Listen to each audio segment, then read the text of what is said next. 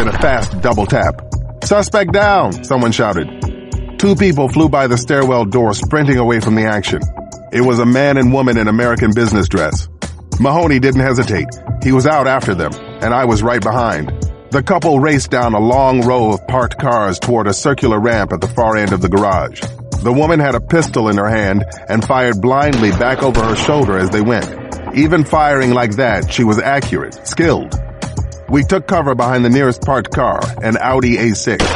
A bullet ricocheted off the hood and took a divot of shiny silver paint and metal with it. Too close. Gunfights are never fair game for the police. The bad guys have no rules whatsoever. We have to know exactly what we're shooting at and what's beyond it. The best strategy is to stay as unpredictable as possible. I kept to a low crouch and ducked around the back of the car. Once I reached the far end, I popped up, squared my feet, and got off one fast shot before they even knew I was there. My vision tunneled around them like a spotlight. There was a flash of red. I caught the man in the right hand. He yelped, but they didn't slow down. The woman returned fire, pushing him ahead of her now. She was very good with a gun. They cut between 2 cars and scrambled over a concrete barrier. A second later, they dropped down to the level below and disappeared. Already, Ned Mahoney and I were up and running again. "Careful, Ned, she can shoot. Lights out." Chapter 82. I threw myself over the parking barrier after our 2 runners and jumped maybe 10 feet. The cement landing was a vicious jolt to the bones. I had to drop and roll before I got up again, just to save my legs. There were several dime-sized red blotches on the ground where I landed, but nothing to indicate which way they'd gone. The guy might have wrapped his hand. All I could see from here were lots of parked cars, concrete, and a dozen ways out. What the hell? Mahoney came running up behind me. Several more SWAT officers were sprinting down from the level above as well. Where'd they go? Any sign of them? Command radioed down. Negative, I said. Get all the exits covered, and shut down the block if it's not too late. We all fanned out, checking the adjacent rooftops, throwing open doors, looking into cars with any kind of clearance. But it was no good. They were gone. Somehow they'd gotten past us. The woman was a professional. She didn't panic, and she could really handle a gun. There was still a chance someone could pick them up on the street. Their faces were a matter of record now, and every unit in the city would go into high alert. Homeland Security could even shut down the bridges and put checkpoints on the highway if they wanted to, but that wasn't my call. By the time Ned and I got back up to the top level, everything on that end had been contained. One of the SWAT sergeants, Enrique Valles, was sitting on the bumper of the same Audi where we'd taken cover. The back of his hand was up against his mouth. It looked like he'd gotten a nasty pop in the face during the takedown. What's our status up here? Ned said. 5 in custody, 1 dead, he said, and 2 still missing, I said. Farther up the row of cars, a tall Saudi man in a gray suit was laid out flat on the ground. His head was turned our way so you could see the open, glassy eyes, also the perfectly round black hole in his forehead. Even now, it sent a chill rolling down my back. What happened? I asked. Valles shook his head. It was the damnedest thing. That chick, the one who got away? Just before she ran, she turned and put a fast one in the guy's head, point blank. I don't know why she did it, but I'll tell you what, it's all she had time for. Probably saved one of my guys' lives. He turned away and spit a mouthful of red on the cement. Whatever. I ain't gonna lose sleep over it. These people want to act like a bunch of cannibals, I say let them. Just makes our job easier. I was thinking about the woman again, and how she wasn't going to make our job easier. Chapter 83. The Al-Isla 5 were transferred to a U.S. Marshals holding facility at the D.C. jail on Massachusetts Avenue. A wing of 8x10 soundproof interview rooms was cleared, and the suspects were brought in one by one. Above all, there would be no exchange of information between them. We worked in teams, rotating from suspect to suspect. I was with Mahoney along with a forensic psychiatrist from the CIA, a ranking rep from Homeland Security, and an FBI field office supervisor, Corey Sneed, who took the lead. That was fine with me. I kept my focus where I needed it, on the Coyle kids. Presumably these people were Saudi nationals, but none of them were carrying any identification and none of them would talk to us. Nothing. Not even to ask for a lawyer, though we suspected they spoke English. Our strong assumption was that the whole 8-member group had been composed of 4 couples, given Al-Isla's MO up to this point. If that was true, then one of these women had just lost a husband. Maybe that was something we could use. After 2 hours of getting nowhere, I took my best guess and asked to speak privately with the one woman who had seemed most on edge. "Go for it," Sneed told me. It almost seemed like a dare. I stopped at the vending machines on my way back in and bought a bottle of water. It wasn't much, but I wanted to bring something in with me besides files and questions. When I opened the interview room door, the woman's head jerked up as if I'd caught her off guard. Her dark hair was pulled back in a French braid, and her magenta silk blouse and gray pinstriped skirt looked wrong on her somehow, like someone else's idea of American dress. I came around and unlocked the cuff securing her to an eye bolt on the metal table. She rubbed at the red mark around her wrist as I sat down, but ignored the bottle of water where I had left it for her. "I've got something I want to show you," I said. "You should look, at least. Just look." I opened one of my files and took out a screen capture from the night surveillance video at the parking garage. The image was grainy, but the 8 of them were easy enough to make out, huddled next to a couple of SUVs. When I slid the picture around to show her, my finger was on the woman at the center of their group. "This is the one who shot and killed your husband," I said, watching her face.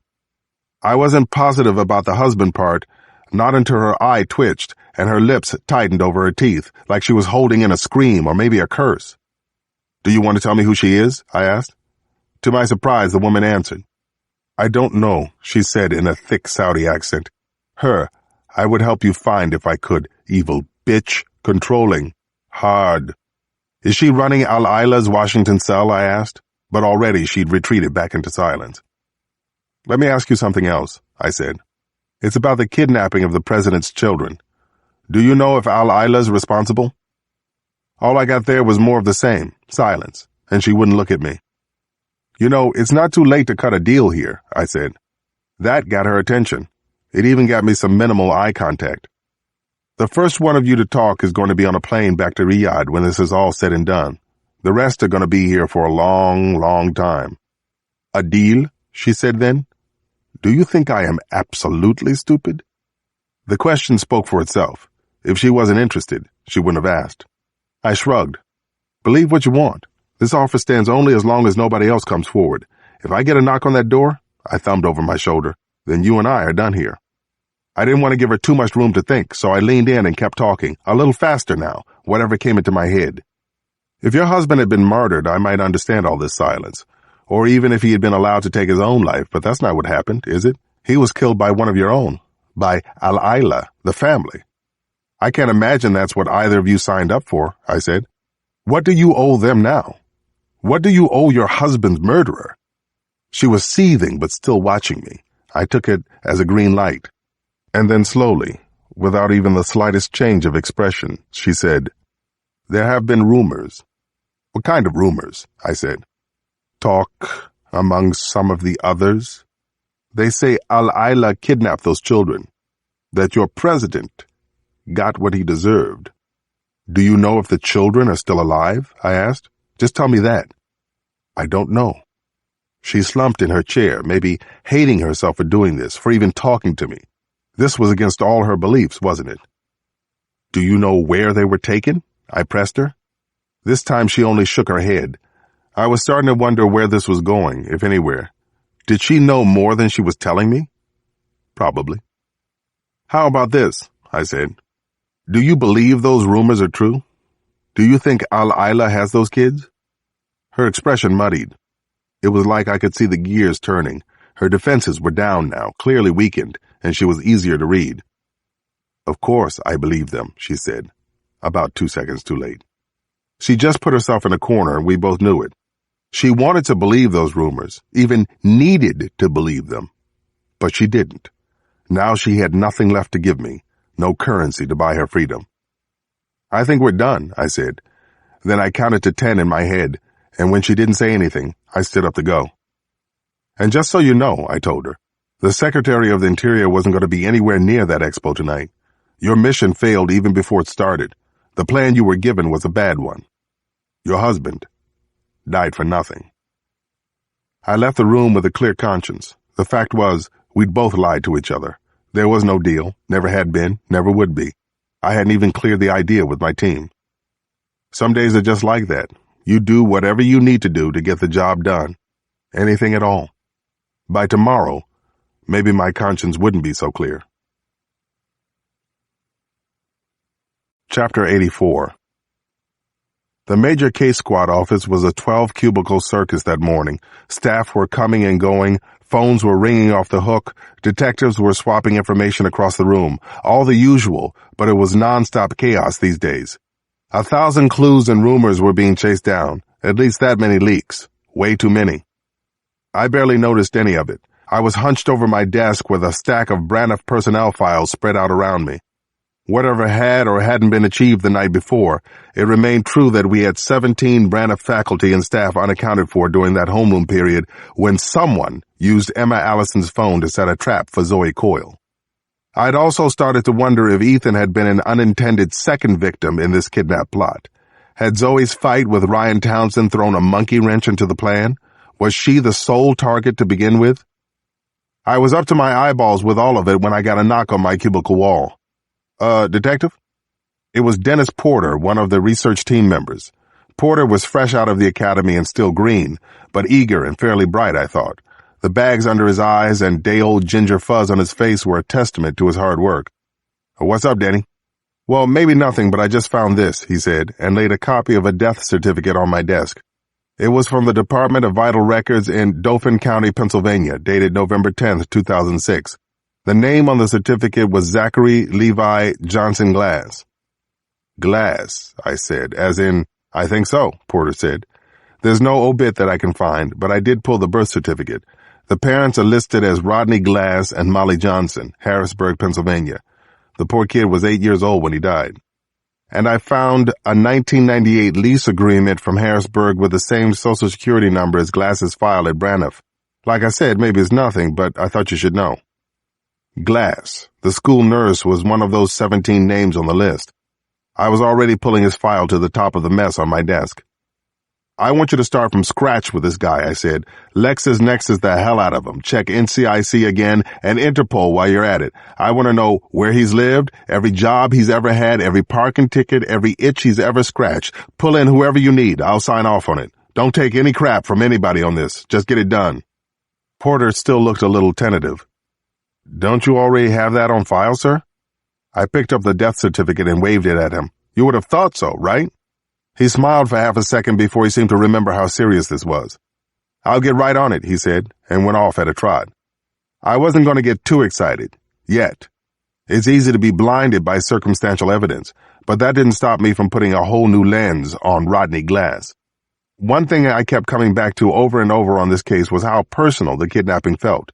There had been no indication that Ethan and Zoe might be returned to their parents under any circumstances, just like Rodney Glass had lost his own child forever. There wasn't anything more personal than that, was there? I also thought about the last time we'd spoken. Ethan's my little lunch buddy, he told me. There would have been plenty of opportunities to gain Ethan's confidence, maybe enough to have learned about Zoe's secret cell phone while he was at it. Not to mention that someone had gotten Ray Pinkney high as a kite on the morning of the kidnapping.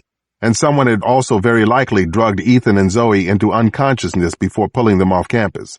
The fastest way to do that is by injection. Not that you have to be a nurse to know how, but it doesn't hurt. By the time I'd run through it all in my mind, I was ready to move on this. Pronto.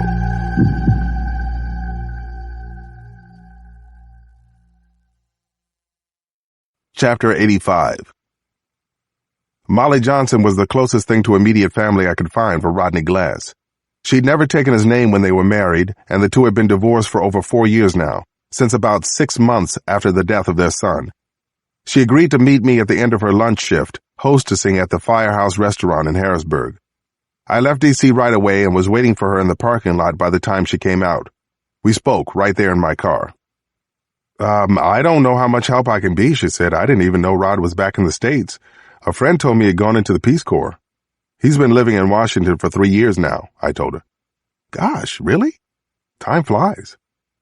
She stared out the window and absently fingered the gold crucifix around her neck. I could tell she was nervous. All she knew so far was that I wanted to ask about her ex-husband. So why was she so jittery? So I'm guessing you two didn't part on very good terms? I said. No. After our son died, Zachary, it got, pretty bad between us. Can I ask how he died? I said. She smiled. the way people do when they're trying not to cry.